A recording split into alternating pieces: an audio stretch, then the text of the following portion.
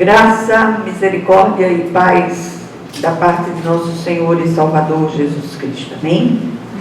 Nós vamos abrir nossa Bíblia hoje da segunda epístola de Paulo aos Coríntios, capítulo 4, e vamos ler do versículo 1 até o 6. 2 Coríntios, capítulo 4, de 1 a 6. Diz assim a palavra do Senhor: Pelo que, tendo este ministério, segundo a misericórdia que nos foi feita, não desfalecemos. Pelo contrário, rejeitamos as coisas que por vergonhosas se ocultam, não andando com astúcia, nem adulterando a palavra de Deus. Antes, nos recomendamos à consciência de todo homem, na presença de Deus, pela manifestação da verdade.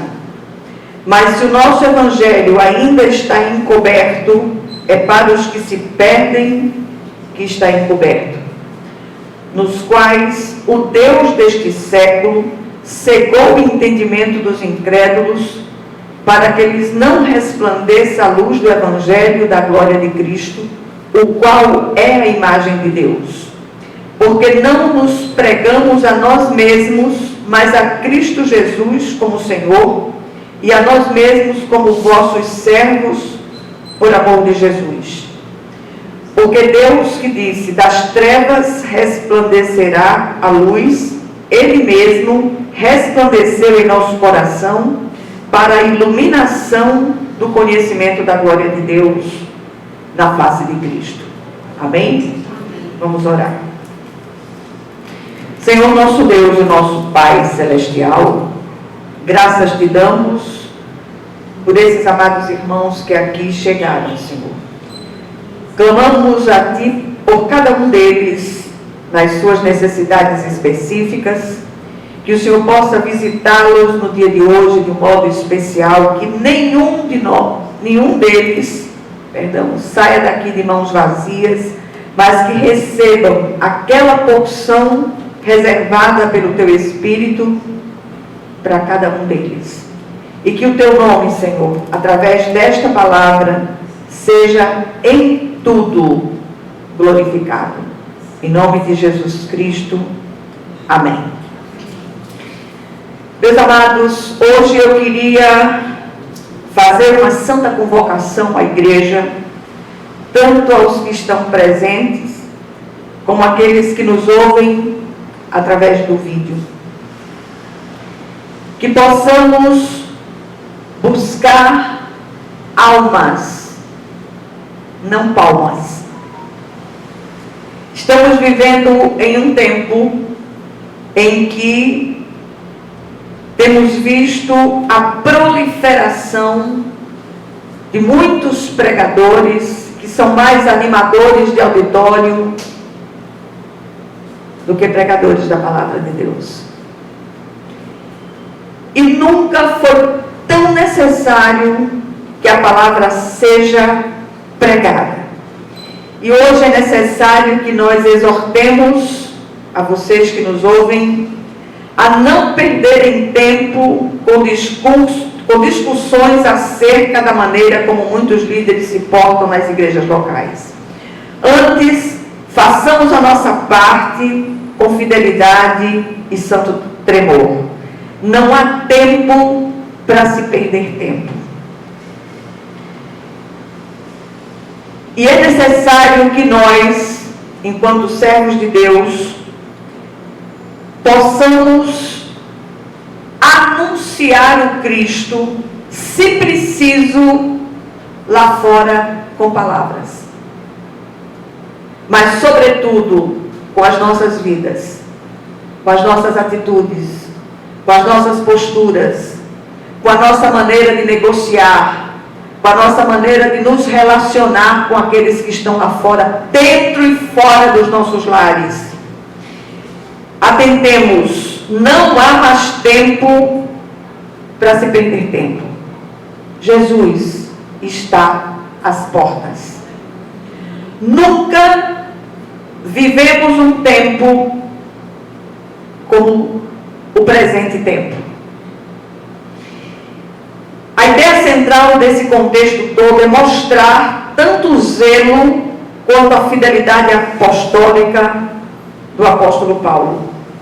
Muitos haviam desanimado no exercício do ministério por causa da forma como outros agiam. Isso não faz o menor sentido. Estamos vivendo, repito, um tempo de muitas distorções eclesiásticas, de muitas celebridades que enriqueceram ilicitamente como prevetores de eventos gospels. Esse assunto é preciso que a gente tome conhecimento, mas não é da nossa conta. Cada um dará contas de si mesmo ao Senhor. Faça a sua parte. Nossa pequena comunidade não tem bandas, não tem um louvor, vamos dizer assim, efusivo, vibrante, mas não deixamos de pregar a palavra de Deus. Estamos aqui para isso. Tem dias que eu me levanto nos últimos tempos, nesse último ano, pela misericórdia de Deus, pura misericórdia de Deus. Se vocês querem ver, olhar para a misericórdia de Deus, olhem para mim. Não para a pessoa da pastora Nádia, mas para aquilo que a misericórdia tem feito comigo, me sustentado. O Senhor tem me sustentado com a sua mão direita fiel. Não tem sido fáceis os últimos tempos, mas pela graça de Deus, pela misericórdia de Deus, eis-me aqui. Enquanto vida tiver sobre a terra, estarei fazendo a obra de Deus, apesar de todos os pesares. Qual a estratégia do apóstolo Paulo trazida através do texto? Primeira, ele procura exercer seu ministério com fidelidade e boa consciência, não lançando mão de artifícios humanos. Para que a palavra de Deus seja pregada, não é necessário que usemos estratégias e artifícios humanos para que essa palavra chegue até vocês. É o Espírito Santo, agente sobrenatural, que faz com que essa palavra chegue aos corações e produza transformações. Não é o pregador, não é a destreza do pregador ou da pregadora, é a presença do Espírito de Deus em nós e em nosso meio. Os versículos 1 e 2, vou lê-los outra vez. Pelo que, tendo este ministério, segundo a misericórdia que nos foi feita, não desfalecemos, pelo contrário, rejeitamos as coisas que por vergonhosas se ocultam, não andando com astúcia, nem adulterando a palavra de Deus. Antes, nos recomendamos à consciência de todo homem na presença de Deus pela manifestação da verdade.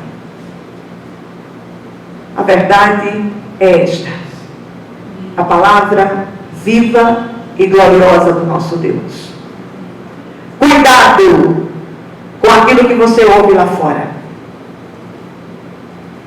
Hoje se fala muito em bens materiais. Se for da vontade de Deus que você tenha bens materiais para que abençoe outras pessoas, Ele vai fazer. Se não for, o Senhor vai sustentar você com a sua mão direita fiel, não vai lhe faltar nada, e a glória de Deus descerá do mesmo jeito sobre a sua vida. Em segundo lugar, o apóstolo sabe que nem todos ouvirão a sua pregação por terem seu entendimento cego pelo adversário. Ouviram? Muitas vezes, você chega na igreja com 1000 pensamentos. E é preciso que quando você esteja se preparando para vir à igreja, comece a clamar a partir de casa: Senhor, abre os olhos do meu entendimento para que eu possa compreender aquilo que o Espírito de Deus ministra aos corações. Aquilo que será dito, aquilo que será ministrado. Versículos 3 e 4 dizem: assim, todo esforço humano é inútil, mas se o nosso evangelho ainda está encoberto, é para os que se perdem que está encoberto, nos quais o Deus deste século cegou o entendimento dos incrédulos, para que lhes não resplandeça a luz do evangelho da glória de Cristo, o qual é a imagem de Deus. Muitos têm 100 anos de evangelho, não cresceram 1 milímetro, porque estão à procura de coisas fora da palavra de Deus.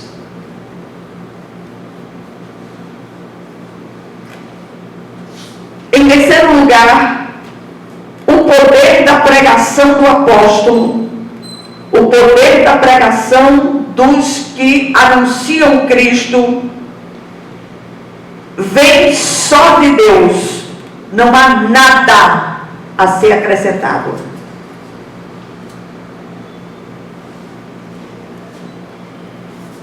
Ele sabe ser apenas um instrumento nas mãos do Senhor. Somos apenas e tão somente instrumentos nas mãos do Senhor. Como esse microfone aqui.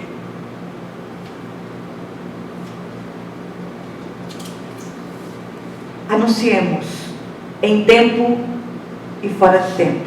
E eu repito, nós chegamos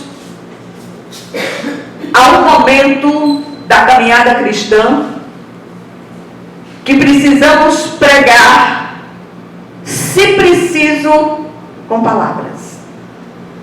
Esse é um ajuntamento solene, é um dia que nós nos reunimos como igreja para os nossos cultos dominicais. Mas eu tenho visto muita doidice no meio do povo de Deus.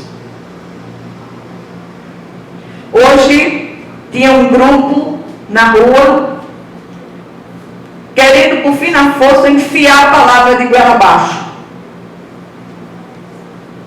E eu disse à moça: você está pensando mesmo que é essa forma que você está fazendo que a palavra vai chegar aos corações? E eu disse a ela: porque se eu não fosse cristã, eu não lhe dava um bom dia. Eu digo logo. Aí ela ficou espantada olhando para mim. Mas a palavra precisa ser pregada. Primeiro precisa ser vivida. E depois pregada. E pregada, se preciso, com palavras. Mas sobretudo com a vida. O primeiro campo missionário seu é sua casa. E é o mais difícil de todos os campos missionários. É pregar para aqueles que vivem e convivem conosco. Se você não consegue viver o Cristo dentro da sua casa, não se atreva a querer pregar lá fora, porque você vai ser envergonhado. E isso é sério demais.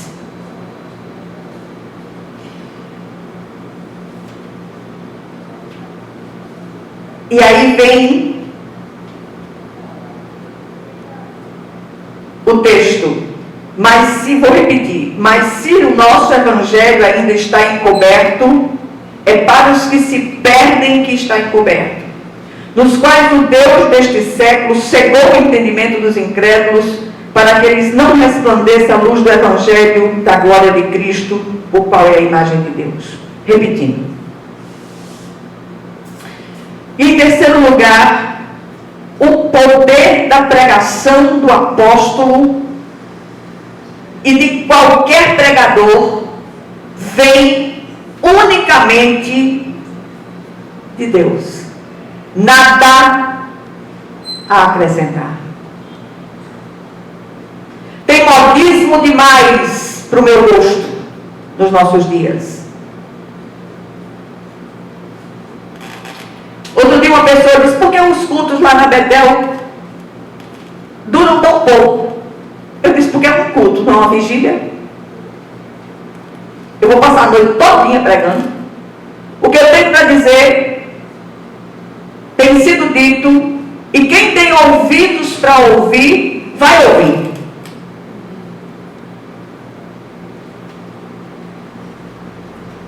O apóstolo sabe ser apenas um instrumento nas mãos do Senhor, assim como cada um de nós. Somos, repito, apenas e tão somente instrumentos nas mãos do Todo-Poderoso. E o Senhor nos usa do jeito que Ele quer, apesar de nós.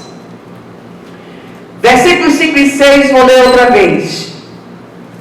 Porque não nos pregamos a nós mesmos, mas a Cristo Jesus como Senhor, e a nós mesmos como vossos servos por amor de Jesus.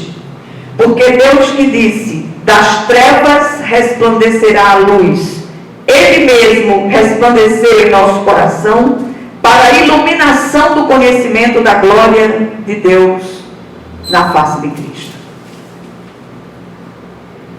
Minha oração tem sido continuamente que cada um de vocês seja instrumento para que o Evangelho da graça alcance a outros, se preciso, com palavras, mas sobretudo com a vida de cada um de vocês. Todos os dias eu clamo ao Senhor por cada um de vocês.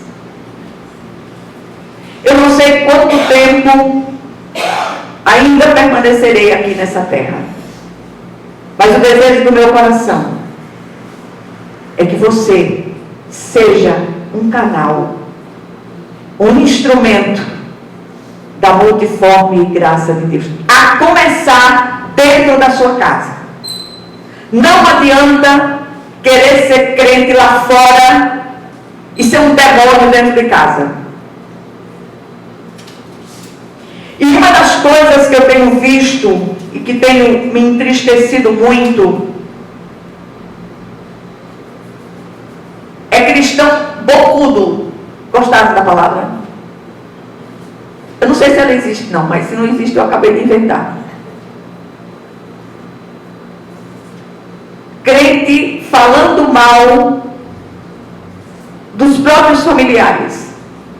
Como é que você quer que Deus haja? Se você amaldiçoa aqueles que são seus, abençoe. E você vai ver a glória de Deus descer na situação.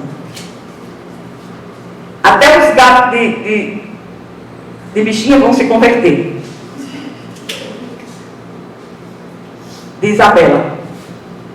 E eu queria trazer algumas considerações para vocês. Primeira, as palavras do apóstolo aqui são encorajadoras a todos que séria e responsavelmente se dedicam ao ministério, sempre com temor e tremor diante daquele que a tudo prescruta.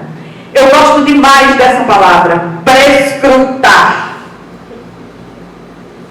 O significado dela é uma varredura. O olhar de Deus é prescrutador. Nada fica fora do olhar do nosso Deus. Até as intenções mais ocultas dos nossos corações. O Senhor é aquele que conhece a profundidade dos nossos corações. Nesses dias ouvi algumas queixas de servos de Deus sérios que sentiam as dores inevitáveis do ministério. Pude perceber que esse tipo de dor é antiga no meio daqueles que se voltam para as coisas do Senhor, procurando cumprir cabalmente aquilo para o qual foram chamados. Tem sido difícil demais encontrar servos sérios e comprometidos verdadeiramente com a santa vocação.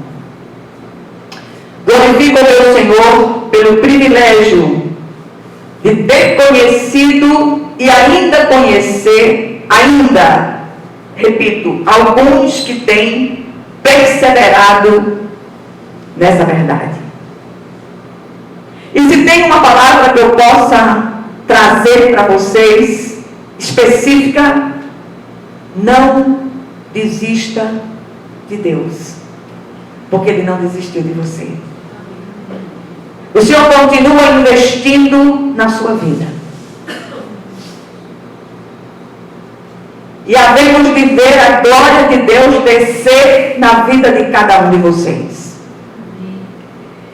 Em segundo lugar, o apóstolo se nega a usar de artifícios para tornar a palavra de Deus mais palatável. Antes, ele confia no poder penetrante da palavra viva de Deus.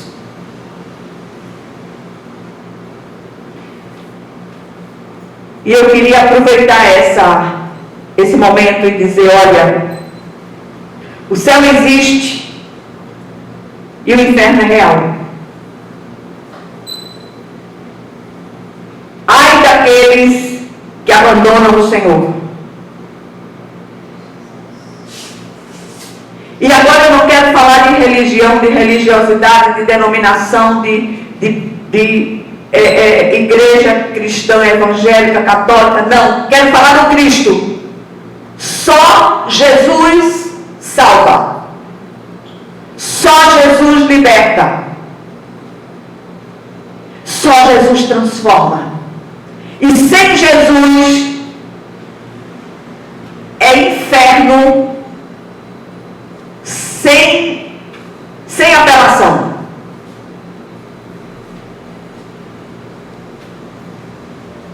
Sempre haverá aqueles que não irão compreender, e o próprio apóstolo diz a razão disto: se o nosso evangelho está encoberto, para os que estão perecendo é que está encoberto. O Deus desta era cegou o entendimento dos descrentes, para que não vejam a luz do evangelho da glória de Cristo, que é a imagem de Deus. Terceiro lugar, o poder do ministro vem só de Deus. E o apóstolo deixa isso muito, muito claro. Vivemos a era das celebridades eclesiásticas, o que é um absoluto contrassenso. Não há lugar para celebridades na igreja do Senhor. A única estrela é o Senhor Jesus Cristo, a brilhante estrela da manhã. Busquemos almas, não palmas. Hoje cobram-se cachês altíssimos para participar como palestrantes dos cultos shows, cada vez mais em alta. Auditórios lotadíssimos, estádios lotados. Tomei conhecimento nesses dias dessas apresentações, entre o valor cobrado para se pregar, mais passagens aéreas, hospedagens e mais outras exigências dessas pseudo-celebridades, é possível se atingir montantes inimagináveis. Esses eventos produzem muita emoção e nenhuma transformação de fato. É tempo de acordar. Essas celebridades são os pregoeiros de uma ressurreição sem cruz, de uma prosperidade rasa, sem alicerce bíblico, São os que se importam apenas com as exterioridades de roupas, sapatos, relógios de grife. Tudo isso faz parte do marketing eclesiástico para atrair adeptos à aparência de opulência. Não buscam as coisas do Espírito de Deus. Não há da parte desses nenhum compromisso com a Santa Palavra de Deus. São agentes secretos do coisa ruim. E eu digo isso sem medo de errar. Eles querem atrair multidões para o inferno.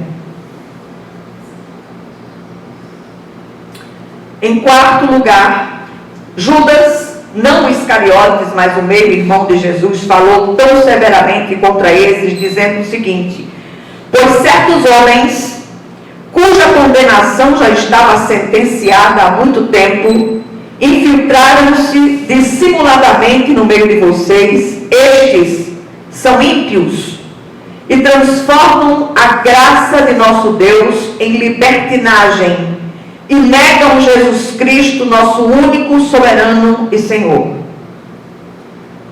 O que a gente vê aqui? Desde aqueles dias, essas posturas têm surgido no meio do povo chamado pelo nome do Senhor.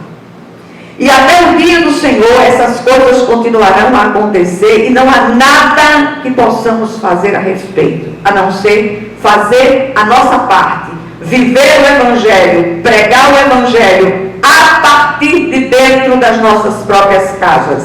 Não gastemos a nossa saúde, força e ânimo para combatê-las com confrontos e ou discussões infrutíferas. Continuemos pregando a Cristo e a este crucificado e ressurreto. Só os que têm ouvidos ouvirão esta palavra. Não nos deixemos abater, pois assim, como o apóstolo disse, de todos os lados somos pressionados, mas não desanimados. Ficamos perplexos, mas não desesperados. Somos perseguidos, mas não abandonados. Abatidos, mas não destruídos. Trazemos sempre em nosso corpo o morrer de Jesus, para que a vida de Jesus também seja revelada em nosso corpo. Pois nós, que estamos vivos, somos sempre entregues à morte por amor a Jesus, para que a sua vida também se manifeste em nosso corpo. O que é que tudo isso nos ensina? Pelo menos 3 verdades. Primeira, façamos a nossa parte com fidelidade.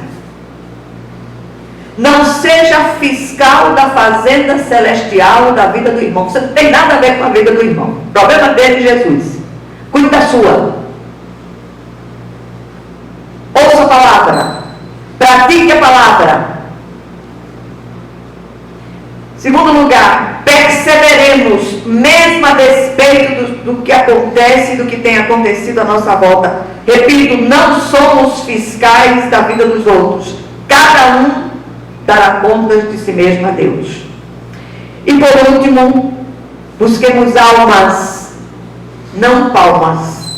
Os obreiros fraudulentos se autodestruirão. Crente não precisa de palmas. Crentes precisam ganhar almas para Jesus. Amém? Vamos orar. Senhor nosso Deus e nosso Pai Celestial, que esta palavra não se perca, Senhor. Tanto para esses que aqui estão de forma presencial, como aqueles que ouvirão a palavra através do vídeo. E eu glorifico o teu nome, Senhor, porque o Senhor é o Deus que se manifesta aos seus filhos das mais diferentes maneiras. E eu te glorifico por tudo, em nome de Jesus. E eu te agradeço, porque apesar de mim, o Senhor tem me sustentado com a sua mão direita fiel, em nome de Jesus. Amém.